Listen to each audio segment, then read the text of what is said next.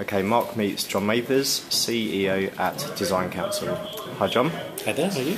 I'm good, thanks for inviting me in. Can you give us a quick summary of your career to date? Sure. Did a law degree at Edinburgh University and then did an MBA, and then that got me into, that was back in the late 70s, that got me into some classic marketing.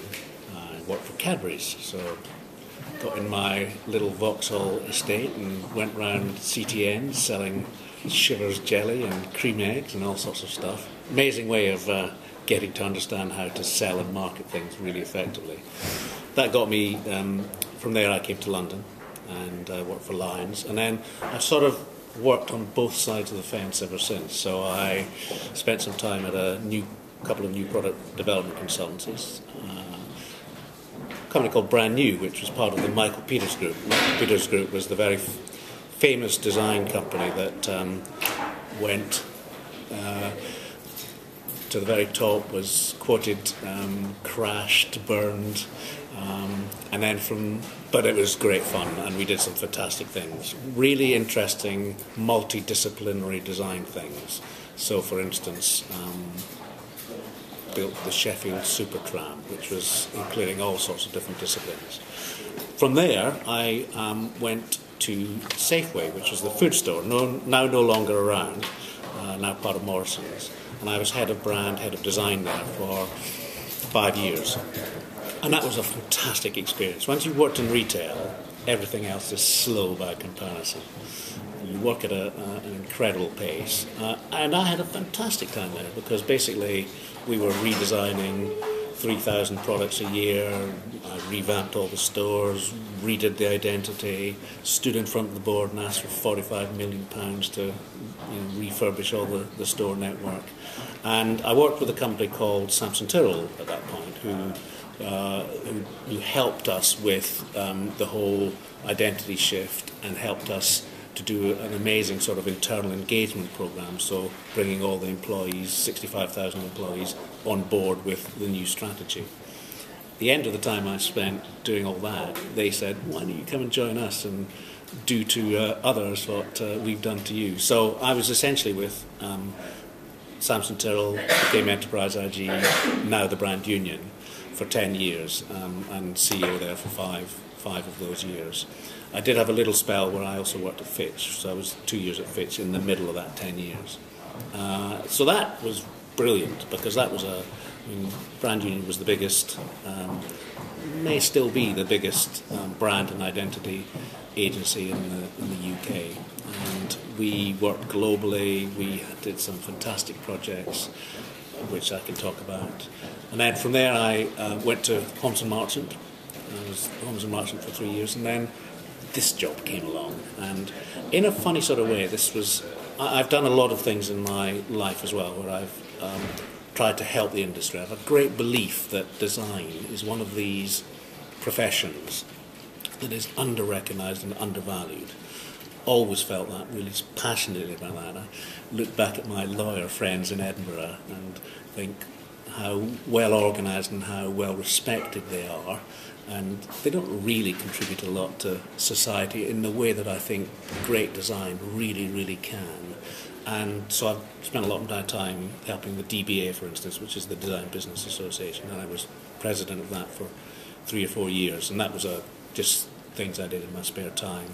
Been involved in Dot Cornwall, been involved quite a lot with the Design Council, funnily enough, in the past. So when I heard that there was a possibility of this role being around, it just felt like the thing that I really wanted to do. It felt like I've sort of worked all my life to get here, which, whether that's right or not, but there's a sort of perfect storm happens, so that's how I'm here. So you graduated in law. I did. What did your parents say when you said you were getting into marketing? Well, that's really interesting. I did a law degree because when I went, kids nowadays have got a lot more opportunity to do different things and to think about things more. When I went to university, I was the first in my generation, first in my folks' generations to go to university. So I think they were just pleased I went to university, to be perfectly honest. Fine, so there was no expectation that you ended up in... No. And to be... don't get me wrong, I've never regretted anything I've done in life. And what a law degree, that thinking does teach you to think in a particular way and to marshal your arguments quite carefully. So when you were leading design agencies, branding agencies, if you had to choose to hire two people and one person graduated from a design course at uni and one person graduated from a course that was outside of the creative industry, like law, and obviously there are skills that are transferable, what would your kind of natural instinct be in terms of perception? Quite interesting. When I was at the Brand Union, or Enterprise IG, part of WPP, and Martin Sorrell ran the WPP graduate scheme, and it did a graduate scheme, it also did an MBA scheme, and so I was quite heavily involved in the recruitment in that. So we did that once a year. I can't remember how many we took on, but you take on about 10, 15 people. They would be spread around different companies within WPP. One of the biggest complaints that we had was that people who came through great schools, great universities, came out with fantastic degrees, but had no imagination. And so I would always look for people who had ideas, people who had initiative, were entrepreneurial, showed that they were capable of doing something off their own bat rather than just following the norm. People who had been paper boys since they were 15 and had worked in different areas and been involved in different things, had ideas. Those are the people I think are right. So whether you've come through, I think education gives you a bedrock. It's what you do with that afterwards, and what you like as a person that really counts. So my advice to people would be, when you go along for interviews, talk about the things that you've done outside of education. Talk about the things that interest you. Talk about the things you're passionate about, because that's what we as employers are really looking for. So as CEO of the Design Council and being one of the figureheads and leaders in terms of... Oh my God. I guess evangelising design within the country at all levels, all levels of education as well. And obviously the government, until yesterday, until their U-turn, were trying to kind of take away design from the curriculum. If people aren't educated in design and the government would have taken that away, would it still have mattered? It would have mattered a huge amount. I mean, you're probably aware, we really stand for championing great design. That's what the Design Council is all about, and we are prepared to campaign on that front. So we campaign very strongly our Include Design programme about including design in the English baccalaureate. I mean, in a way, I'm glad that the government has made a fundamental change and said we need to rethink this. The real challenge here is that government, on the one hand, was looking at not including design and art in EBAC. On the other, a lot of the time they're talking about design, innovation, entrepreneurialism being the thing that is going to make the difference to the growth agenda in the UK. Where does that come from? It comes from people who've done creative industry training, education, think differently, think entrepreneurially. We've got to keep that in the curriculum. We've got to include design and art and creative subjects in a way that now, more than ever, if you think about the number of graduates that are being churned out of Chinese universities in design and technology, that's a real worry. We've got a fantastic reputation here in the UK, and we need to keep that going. How did you feel when you first heard the news that the government were looking to kind of devalue creativity in education? The government needs educated. Well, the government needs to be and I think in certain parts of government they do recognise that they need to be they need to have a bit more joined up thinking. They're talking on the one hand about the opportunities for growth in the UK. Let's make sure we do that from the very start. So our role in that is to help the process of education. And I think we were all very pleased when we heard the news yesterday. Was it only yesterday morning? It was yesterday morning. So you obviously started your career client side for Safeway. Yeah, for Cadbury's. For Cadbury's and Safeway. Yeah, and fine. Safeway, And then you moved yeah. agency side. Yeah. For you, what are the main differences, even back then or maybe today, do you think, between client side and agency side? Well, the main difference, I think, when you're on agency side is you get to experience a lot of different industries. If you're lucky enough, as I have been, to work on many different industries, working with different clients, you get an understanding of a huge variety of different areas. So that's fantastic. When you're on the client side, what you do is you're usually concentrated on a product or a brand, and you get to know that brand in real detail. And so there are benefits to that. I mean, so I don't think there's a good side and a bad side. I think you just learn different things. I think what you do, one thing is a piece of advice. When I've employed people or looked at employing people, I'll always favour somebody who's actually worked on both sides of the fence. Interesting. Okay. Because I think it gives people a real rounded perspective. If you work on an agency side, you know what it's like to be a brand manager working on something and how important the design project or the advertising project is in the mix of things when you've got distribution and production issues and salesmen crawling all over you and where does design fit into that? So it gives you a real perspective, I think.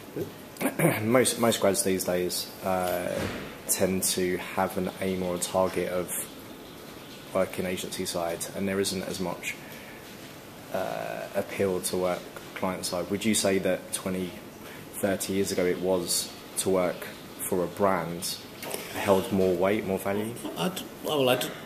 I'd question whether that's right or not. Okay. I think if you were to work for somebody like Unilever, the opportunities you'd have of travelling the world, working in different categories, would be fantastic. And working for big organisations will always give you a structure and a growth agenda, etc. So I think there are always arguments on both sides. I think it's much harder working in an agency now than it has been in the past. The challenges are much tougher. The competition is tougher. But that's all good. But even though there are obviously more design agencies around these days compared to 20, 25 years ago, but it's still, in your mind, kind of as competitive and even harder. Oh, it's even more competitive, I think. But I think that's a good thing, because being competitive means you have to be good. To be successful, you have to be good. To be successful in design, I think you've got to be rigorous about what you do as well as creative. And the best agencies are the ones that I think have got the right combination of the two. Who inspires you? Who has inspired you? Who continues to inspire you, either in this industry or outside this industry? A lot of people, actually. I mean, almost in a sense, too many to name.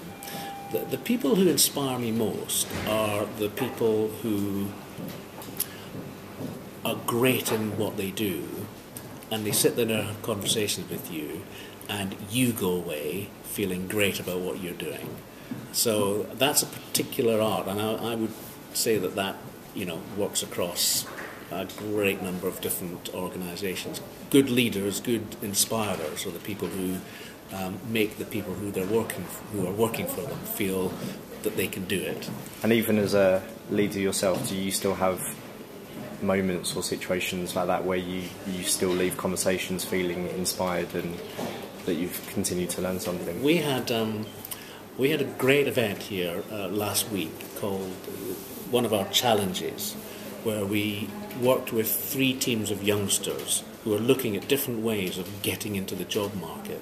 And we had the most fantastic presentations from 18, 19, 20-year-olds who are not used to standing up and presenting. We had the audience whooping, cheering. There were people almost in tears. It was really inspiring, and that's what still gets me excited. Working with people like that who, given a chance to do something, and obviously what we did at the Design Council was help them develop their propositions, develop the presentations. And so seeing where you've helped somebody get to somewhere and then they perform like that is just fantastic. Did you whoop or cry yourself?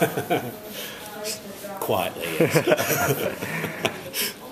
Fine. What do you do outside of work? What are your interests? Outside of work, I like sport. I like watching sport and playing sport. Play tennis, cycle, swim, watch rugby. I watch Scotland playing rugby. You look very embarrassed. Yeah. Next year, going to be better next year. What's the best brand you've had the pleasure of working on? Well, I always think that brands for me are about things that engage people. And so the best brands are the brands where people feel an emotional attachment. So I've been lucky enough to work in sports brands a number of times. So I play golf as well, actually. So I worked on the Open Championship. So the branding for the Open Championship, which is the premier golfing event around the world. It still surpasses anything that the Americans do. And working with the guys at the RNA, the Royal and Ancient Golf Club of St Andrews, who are real professionals but have a passion about their sport, passion word again, that was great. And I also was involved in rebranding the Premier League. It was the Premiership, it was all over the place, English EPL, all sorts of stuff. And again, working with those guys was really inspiring because really professional at what they do, fantastic commercial nous, but a real passion about the sport as well. When you were agency side, was there an agency that you particularly looked up to anywhere around the world and thought, wow, they're the guys that lead the way at the moment? Lots. I mean, again, lots. People who are thought leaders, I think, are always people really inspire me. So people like IDEO, for instance, I think are absolutely fantastic. Some of the really creative agencies, like the Johnson Banks of this world, people who believe in what they stand for and who are prepared to make a call on that. There are some fantastic. We've been lucky at the Design Council over the years to have the most amazing people associated with us and still, being trustees and being involved in advising us. And, Sebastian Conran, for instance, is still very involved with us. People like that are absolutely fantastic. I'm interested to get your view on the future of design agencies, because we've seen over the years that a lot of ad agencies and a lot of big kind of parent companies like WPP have bought successful, hungry startups, which more and more tend to be digitally led. Design somehow has its own space that doesn't get much attention, and it doesn't get, I don't know, how has it managed to stay as independent as it has, and do you think it will continue to stay that way? Well, I've just come out of a meeting where we were talking about design, and I better not say actually, design in a particular part of the country, and looking at how design can work with technology to really influence how organisations, how products grow, how brands grow, how SMEs, small and medium-sized enterprises, can blossom. And I think it's the fact that design and design thinking can play such an important role in galvanising new ideas. Design can still be the thing that can make a difference, and I think that's the thing that is going to continue to set it apart. And over the many years ago when I started out, advertising held sway in the boardroom, I think we're seeing a shift now to design being the thing that actually, if we can get that into the boardroom, that's the thing that's going to make a huge difference to industry and growth in the UK in the years ahead. Throughout your career, Passionate about that one. throughout your career, have you ever had the threat of redundancy before? Yes. Why? Because obviously people have experienced over the past couple of years redundancy, and there's a feeling of nervousness, and people are genuinely worried about the kind of safety and security of their jobs. What advice would you give to people if you've been through that situation? Well, I think there will always, unfortunately, be situations where, for whatever reason, there isn't space in an organisation for you any longer. It's nothing to do with you. You'll have got to a stage in your life where you know what you're doing, you're good at what you do. It just means that you have to find your role somewhere else. So my advice for anyone who has ever been made redundant is pick yourself up, get on with it. There's plenty of opportunities out there. Because more and more... And actually, in many ways, this is about twist or stick, isn't it? I think that you need to move around a bit to gain experience in different ways. That would be my advice. Make sure you stick for a reasonably sufficient amount of time. But sometimes you can get stale. Sometimes you need to move on and do different things. So don't feel any. There are more and more people at more of a junior level who are experiencing being made redundant, and obviously there's a level of commercial maturity that some people can deal with that and some people can't. Some people believe that as one door closes, another opens. I guess it is quite hard for people to handle if it is their first proper job in the design industry and they're made redundant. Yeah. So your advice would be not to worry, just pick yourself up, dust yourself off and not to worry, don't feel ashamed. It happens to lots of people. Don't take it personally. Don't take it personally. Think of it as an opportunity, not a problem. Let's move on to a quick fire round. Okay. Olympic gold medal or an Oscar? Olympic gold medal. Well, I'd have to say Olympic gold medal. The brightest person you've worked with? I would say a guy called Glenn Tutzel. The most creative person you've worked with? Glenn Tutzel. The best looking person you've worked with? I knew that one was coming up. I don't...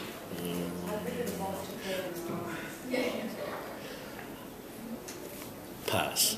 Creatives or suits? Both. Money or happiness?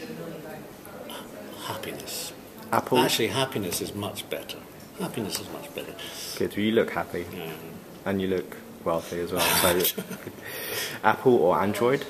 Apple. Degree or no degree? Doesn't matter. It's what you do with what you've learned that counts. Facebook or Twitter?